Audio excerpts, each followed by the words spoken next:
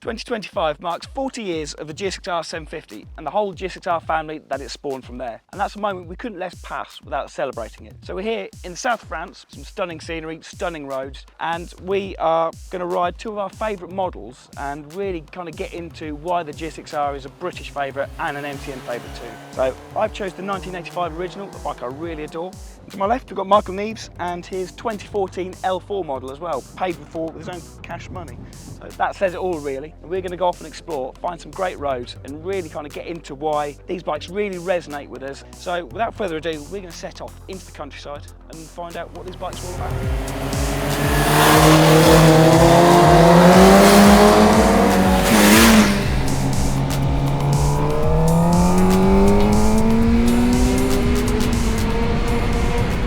And helping us with our trip is Beeline. They've supplied their Moto2 navigation unit to help us with the trip. If you're not familiar with these, they're really useful devices. They're just a really unobtrusive, uncomplicated way to navigate when you're out on a bike. You set your trip using the app on your phone. You can choose a faster route or a more fun route, as we're going to be doing today. You can plan that and set it going. And you can also record your ride as well, export that as GPX. So if you found some great roads, as we're hoping to do today, you can share that with your friends so they can join in with the trip as well. So thank you to them for supporting us with this feature, and we'll see how we get on with them a little bit later. So let's go back to the start of the GSX-R story with the 1985 original. I've ridden loads of them before and really love them, so I'm really keen to get back into this. So let me take you on board as I get to grips with the Slabby again on this beautiful mountain road. So, reunited with the Slabside 750. And actually I've ridden this bike quite a bit before and I'm so glad to be on it again, because even though it's a bit of a cranky old girl in some ways, it's still so much fun. I mean, compared to particularly Neeves' bike in this instance, it's a little bit more crude, a little bit more gruff and vibes a bit, but for me that's part of the charm. It's very old school in lots of ways, but for me the big thing with this early GSX-R is that once you kind of dial into things that you're perhaps not used to with a more modern machine, you can really play with it because it's light, it's only just over 200 kilos, which is about the going rate for most modern sports bikes really, and it's got the best part of 100 horsepower with decent torque, and it's geared nicely as well, so it gets up to a decent lick without too much bother. And the brakes are probably the bit that most people would struggle with, but even those, I mean, they've got a hairpin here, it's 4 fingers, but there we go, it stopped. It's not a big deal once you know where you are with it. And it's hard to think that this bike is 40 years old. You just forget about it once you're on the go, because it was such an advanced thing for the time, because everything else was a little bit more incremental, and there's been some sort of standout performers at various points. There was the GPZ-900R as well, but that was still a steel frame and kind of weird things like 16 and 18 inch wheels. Although this is two 18s, it does feel kind of a lot closer to sort of modern sort of wheel and tyre sizes than something like that GPZ does. So actually, although the initial sort of turn is quite slow, once you get that kind of inertia changing direction, it drops into corners really nicely. You might notice there's another bike in my mirrors, and that's Neeves on his own GSX-R. So let's skip forward through the GSX-R story to his final edition GSX-R750 and see how he's getting on with his bike. It's no secret, I'm a big GSX-R750 fan. I had my first one when I was 18 in 1998. The 750J Slingshot, which I loved. Schwantz was my hero. And it was the first bike I raced it at Brands Hatch, crashed it in practice, broke my foot, broke some other bits and bobs, and that was it. I was hooked, strangely. And then since then, GSX-R 750s have been a massive part of my life, running through my biking career like a blue and white stick of rock. I've had GSX-R 750 long-termers, had a K8 and an L1, which is basically the same as this L4 that I've got. I've raced in the GSX-R Cup twice, Misano and Magni Core, and I've done countless GSX-R tests, and I would say that this bike I'm on now, my bike, is one of the best GSX-Rs of them all. It's the most evolved of the breed. It didn't really change too much. When it was updated in 2011, unlike the 600 of the day, which was really, Suzuki really threw the kitchen sink at that bike, but it didn't really need a lot. Now, it's funny, the GSX-R750 has never really been kind of shouted about by Suzuki. They've always sung from the rooftops about the 1000 or the 1100 before, or their super sport success with the 600. The 750's always kind of stayed under the radar a little bit, and the fact they don't bring it into the UK anymore kind of shows that. It's a little bit sad really, because it is an absolutely phenomenal bike, and I ride a lot of motorbikes and this is unique, which is why I bought it. Sports bikes have either gone too expensive, too extreme, too powerful, or gone completely the other way, dumbed down, cheap. But this is just the absolute perfect blend of everything. It's been said a billion times before, you know, that blend of power and handling is just unmatched.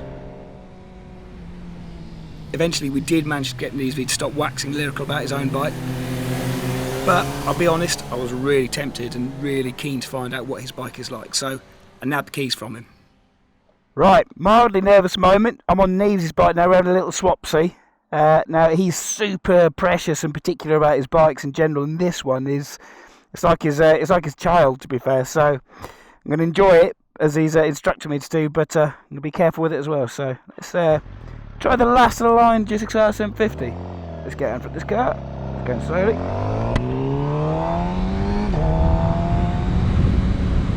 See, there's a little toy that we don't have on the old one, is a quick shifter.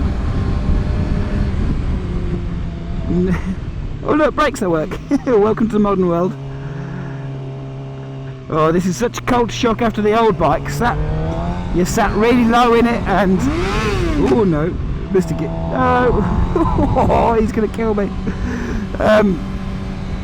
Should have used the quick shifter rather than the clutch. Now yeah, as I was saying, compared to the old bike, this one you sat much higher and the handlebars are lower and closer, and you've got much more room to the foot pegs, and it's just altogether a more modern riding position. And to be honest, if I was looking at a TFT dash here, which obviously I'm not, it's a conventional tacho and a little LCD panel there, this could be an S1000RR or anything like that. It's absolutely contemporary in terms of riding position. And obviously only one way quick shifter on this, it's not ride by wire, so it can't blip as well. It's been a while since I've ridden one of these. I think I last rode this generation of GSX-R in 2015 at Rockingham in the UK, if you know that racetrack, and it was a sweetie then, and this one's even better. He's done a lovely job, and I mean even these first few turns you can just feel the suspension work he's had done by MCT. They've just polished off what was already a great chassis, and I mean the suspension behaviour was near silent. You don't really feel it doing anything. It's not really transmitting any of the harshness from sort of the bumps and cracks, but it's supportive as well. It's a really nice job, and then the brakes are good as well.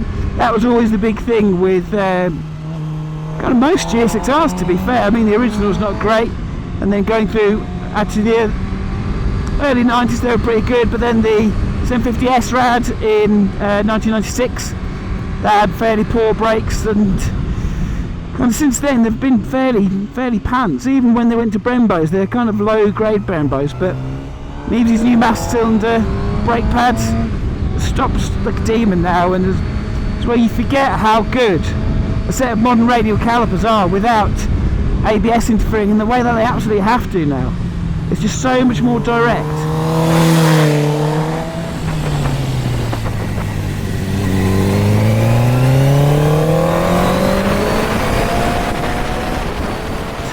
It's absolutely lovely, and although this thing's not the fastest steering, it's so confidence inspiring.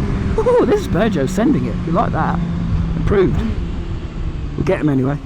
And you can just really trust it and lean on it a bit. And I'm keeping a bit in hand because I don't really want to send his bike skittling down this hillside. I don't think he'll thank me for that. We've been here a little bit all day today, so we're just having another play at it because it's a stunning little stretch. And I really enjoyed it on the old bike, and just let it rev out. Oh, listen to that inline four howl.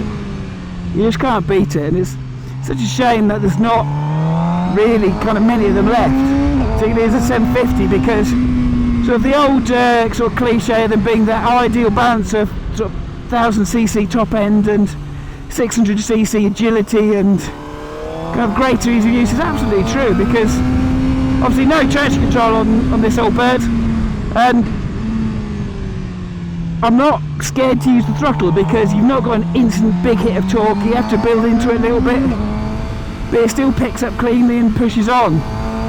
It's just a lovely thing to ride on roads where I'm a little bit familiar. I've ridden it a bit today, but not that much.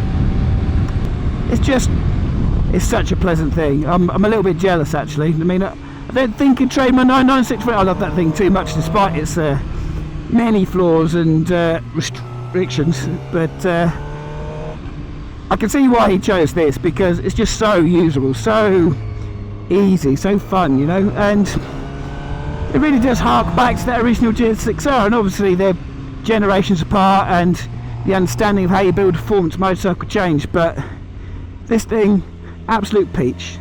Nice work, Neevesy.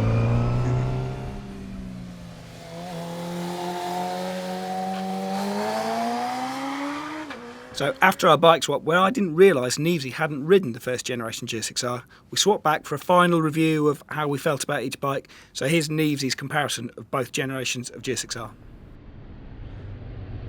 I actually got to ride the Slabby a little bit earlier, and the GSX-R character is there.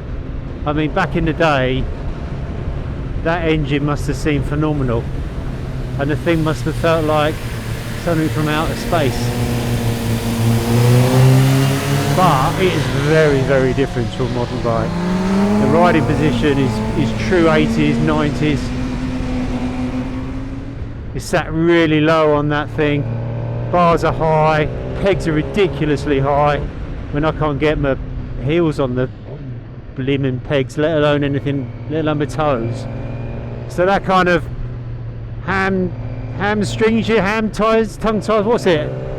Anyway, it kind of restricts my movement on it, and doesn't make it feel very natural. The throttle's very heavy on that bike as well. You need all four fingers on the brakes. But it's got the GSX-R spirit.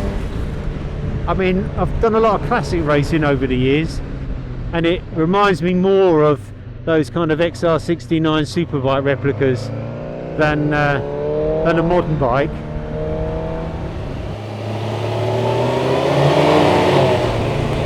But it's still a GSX-R at heart, and it looks great. That's such a distinctive rear end.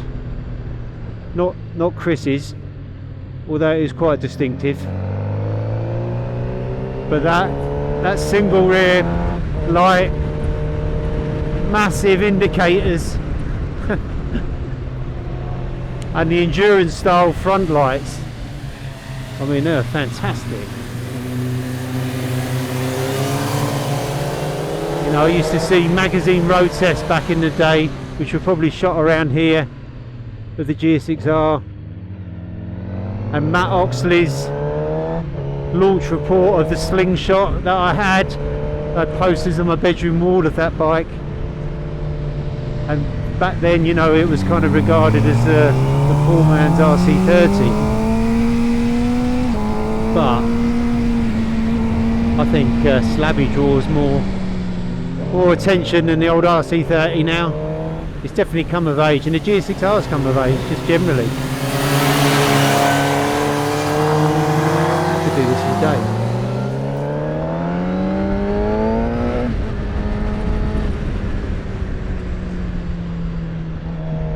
You think of all the landmark superbikes there have been over the years, Blades, R1s, S1000RRs, Panigales. The GSX-R has always kind of been in their shadow, really, but it's always been much more fun to ride, more engaging, more rewarding, more flattering. Just can't get enough of this bike.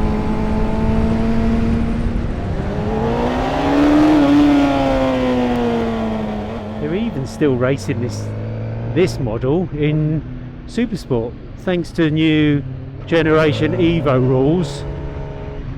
The 750 now goes up against R9s, Daytonas, thanks to balancing rules. So the old girl's got some staying power, that's for sure. Kind of got to ride that old slabby a bit like Schwantz, just pushing it down to get those 18-inch wheels back on front to turn, or Mick Grant and not moving around on it at all. Oh, fantastic. So after an amazing day of being led around the mountains by the Beeline, this is our final chance to sit down and really reminisce about why we love the GSX-R. Well, what an amazing day. I mean, we finished up here, empty fuel tanks more or less on the D2, stunning bit of road. As you can probably hear, there's other people enjoying it too, but I think we probably enjoyed it more than most, revisiting what the GSX-R is all about. Absolutely. I mean, they are iconic, aren't they? The 85 bike's iconic, and the thing I like most about the 750 is that it is just, it's a fun bike. It's not pretentious, it doesn't try to be something it isn't full of technology, hasn't got the most power, but what it has got is just such an enjoyable, fun, fulfilling bike. Yeah, I mean, riding yours, I felt a little bit guilty. Sort of back in the day when we were testing these, they kind of almost got kind of picked apart for being a little bit behind the times, because they were. Suzuki let these stagnate a bit, but actually they're good enough, you know, and they do everything you need to do. And actually going back to no ABS, no traction control, and just this connected to a throttle body is lovely. I think they've actually grown in stature, because the way the biking landscape's changed so much, with sports bikes at least becoming either ever more powerful and technical and expensive, or going the other way and become really dumbed down and cheaper. It's just a gem. It is, yeah. And going back to that comment we've made before, it's kind of a blue collar sports bike. It's just an everyman's bike. It's not £25,000, £30,000 of crazy litre sports bike that you can't even touch the sides on. These you're still not using the limits, but you can still enjoy them. You can get close to it, can't you? And it's affordable. I mean, that's the thing about GSX-Rs all the way through their life, really. Yeah. Like you say, they're for the every person, aren't they? Indeed, yeah. And sort of just touching back on what we said at the start, that thousands coming back, and it's not a great big update, so no doubt people are going to go, oh, it's not got this, that and all the other, and it's not got 220 horsepower, but I'm kind of okay with that, because you and I both had long-termers on different titles, you and MCN, me and performance bikes back in the day, and I loved mine. Yeah. It was so much fun. I did loads of miles on it and rode them all sorts of other places too, and they just put a smile on your face, and the new one will surely do the same, because it's not a big jump forward. And I think the same applies with the new one, because they haven't chased the big power and the big tech. It's a good, honest sports bike. That's an RS250 we can hear in the background. Nice chap called Philippe came for a chat earlier. So yeah, I've got no problem with the fact the new GSX-R1000 isn't that different to how it was before, because I think it's almost in a class of one now. You know, with it's a usable. R1's gone. Yeah. ZX10's pretty much gone as well. They don't sell many in the UK anymore. Exactly, and they're just good, fun bikes that the limit is still way beyond what we could ever muster. Yeah.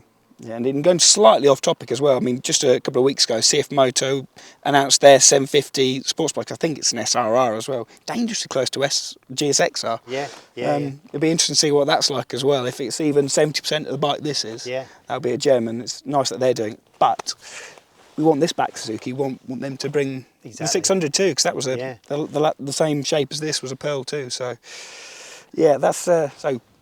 And Great. they've still got them in production, haven't they? That's the thing, in America or Australia or whatever. So Yeah. it wouldn't take much to bring them back to the No, UK. you'd hope not. Yeah. But, no, so there's our plea to Suzuki. Please bring back the other GSX-Rs as well. If not, there's plenty of them still out there. Make sure you take the opportunity to enjoy one at least once in your life.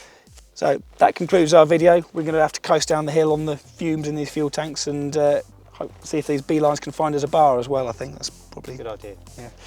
Thank you for watching. Drop a like if you like this. If you wanted to revisit another classic lineage, maybe GS or something like that, please let us know in the comments and see you again soon.